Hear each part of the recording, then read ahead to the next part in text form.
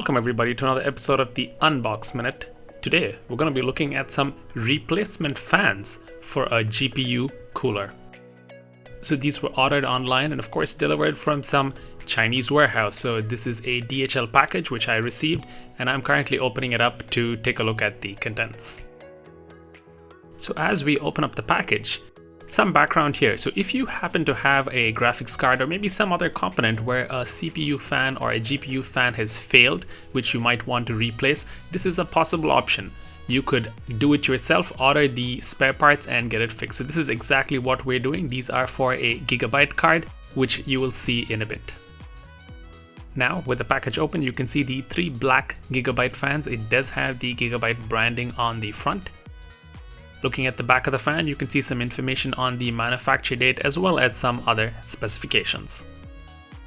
And you also see the wire. So this is to power the fans and they're set up in a way such that with one power hookup, all three fans will work. Hit pause now for the quick spec sheet on these fans. And if you'd like to see us putting these fans into a GPU, do get subscribed and do look through our videos. You will see a teardown video where we reassemble a GPU with these fans. Hope you're enjoying our content. Don't forget to like and share and see you in the next one.